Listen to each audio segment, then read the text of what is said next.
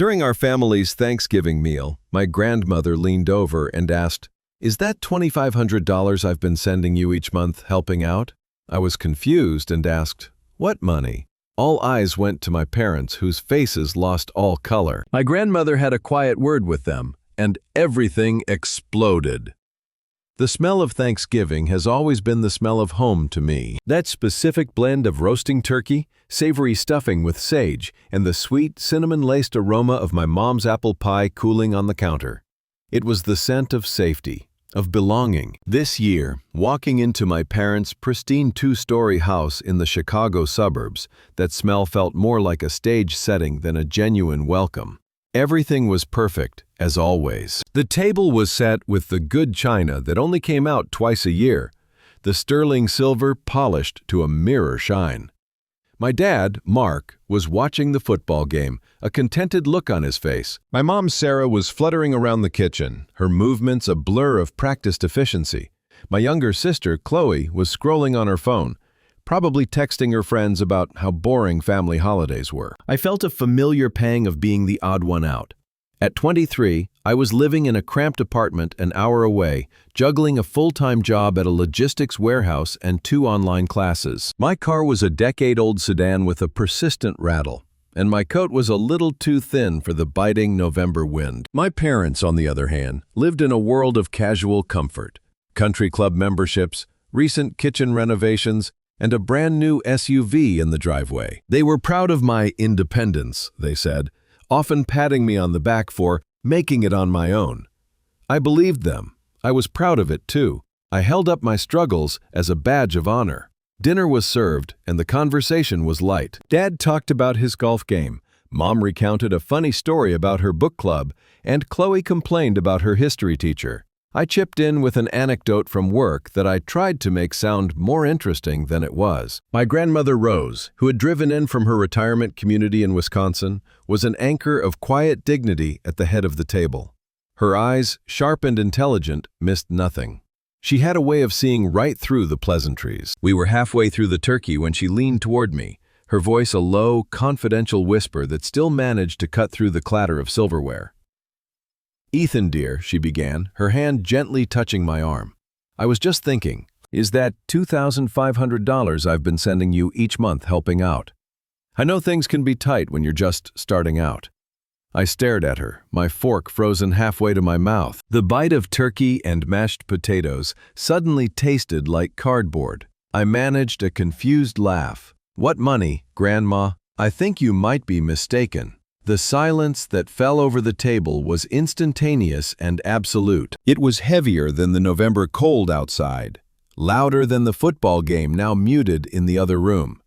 Every single eye swiveled from me to my grandmother and then landed squarely on my parents. My dad's face, moments before cheerful and ruddy, had gone completely pale, the color draining from it like water down a sink. My mother's smile was frozen on her face, a grotesque mask of shock. She looked at my dad, her eyes wide with panic. In that one deafening second of silence, I felt a crack form in the foundation of my entire world. It was a hairline fracture, but I knew, with a certainty that chilled me to the bone, that it was about to split everything wide open. That perfect, fragrant Thanksgiving day was about to become the day my life broke in two. My grandmother's gaze didn't waver. She looked from my parents' ashen faces back to me, her expression softening with confusion, then hardening with a dawning realization. "Mistaken?" she repeated, her voice losing its conspiratorial whisper and gaining a sharp, clear edge. "No, I don't think so.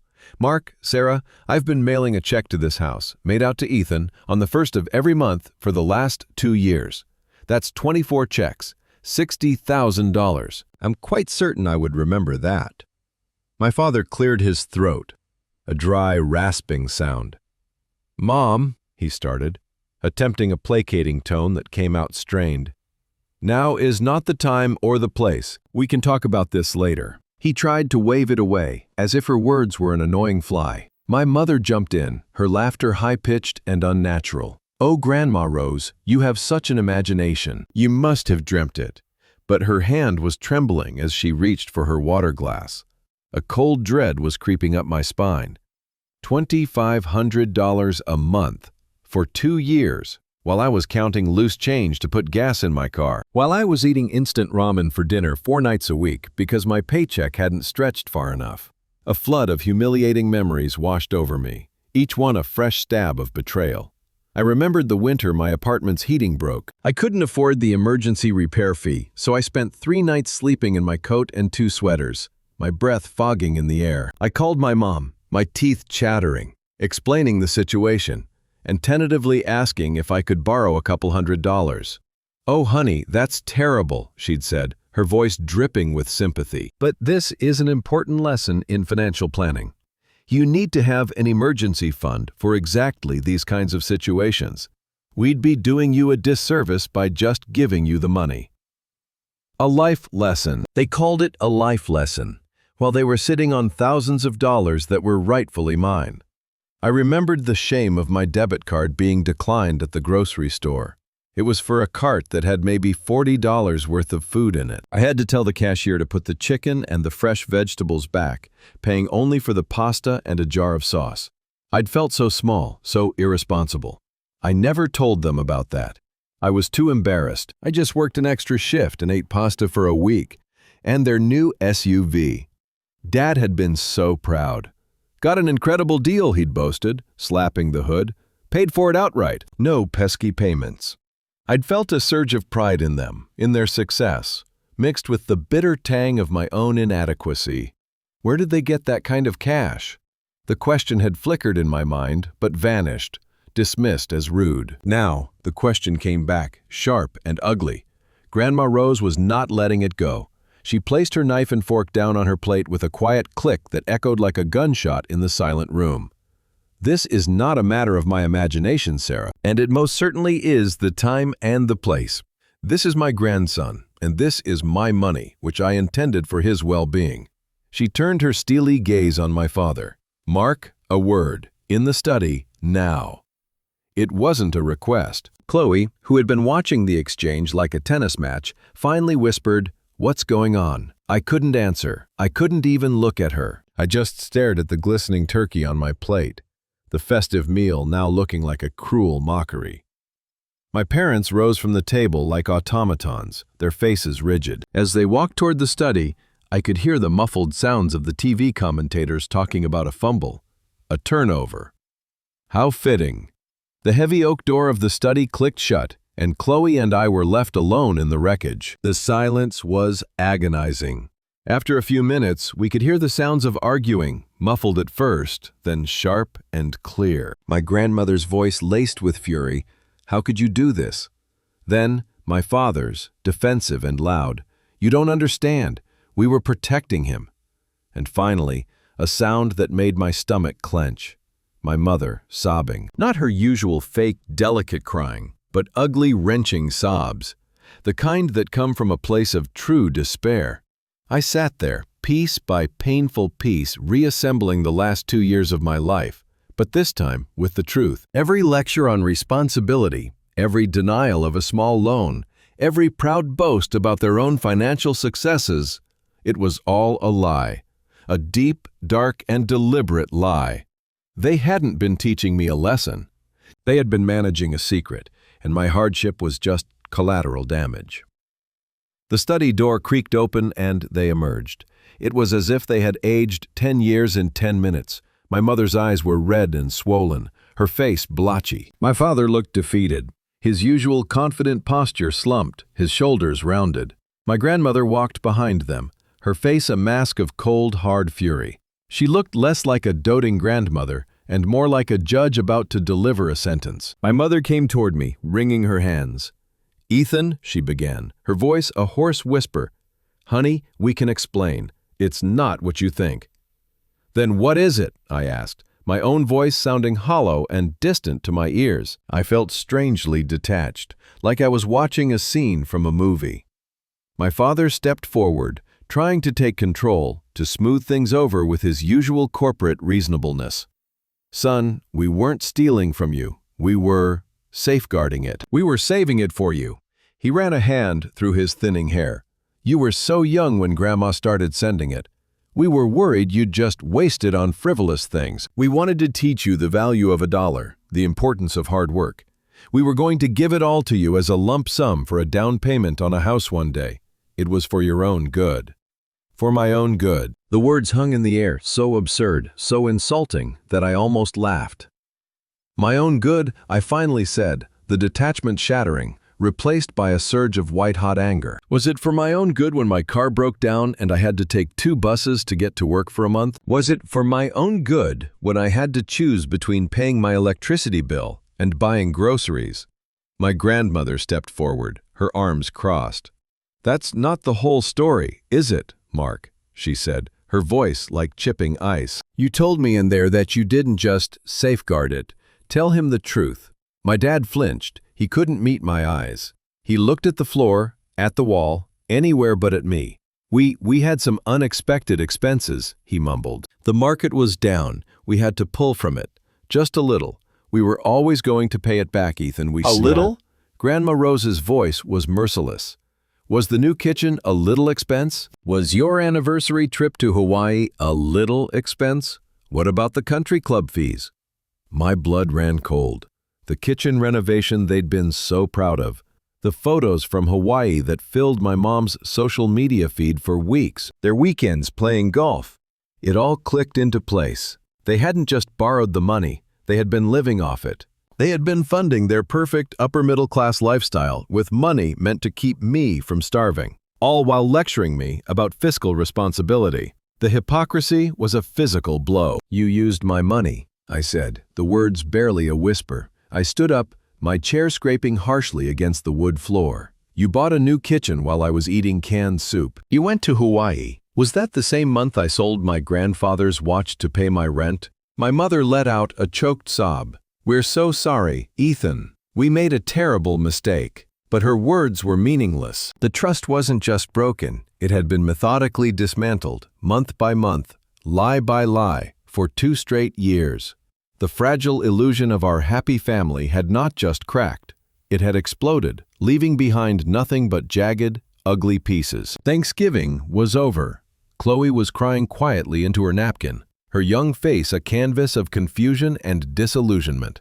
My parents stood there, exposed and pathetic, their apologies sounding like empty echoes in the ruins of the evening.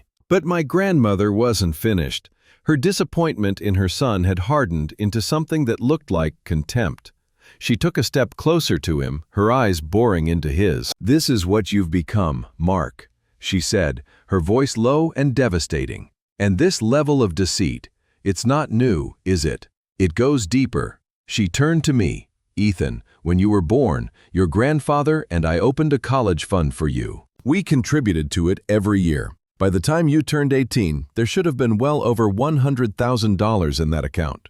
Last year, I asked Mark to see a statement. He gave me a dozen excuses. The bank changed systems. The paperwork was lost. He'd get it to me soon." She paused, letting the weight of her words settle in the silent room. "Where is that money, Mark?" Total, absolute silence. If my father had looked pale before, he now looked like a ghost.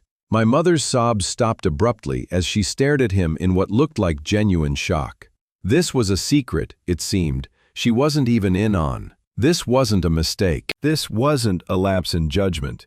This was a pattern, a long-term, calculated plundering of my past and my future, orchestrated by my own father. The first $60,000 was a betrayal.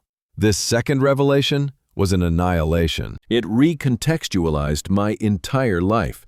The reason I couldn't go to a 4-year university right out of high school.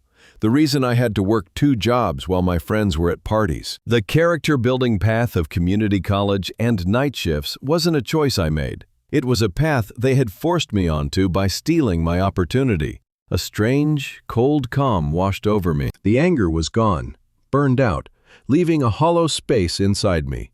I didn't need to shout anymore. There was nothing left to say.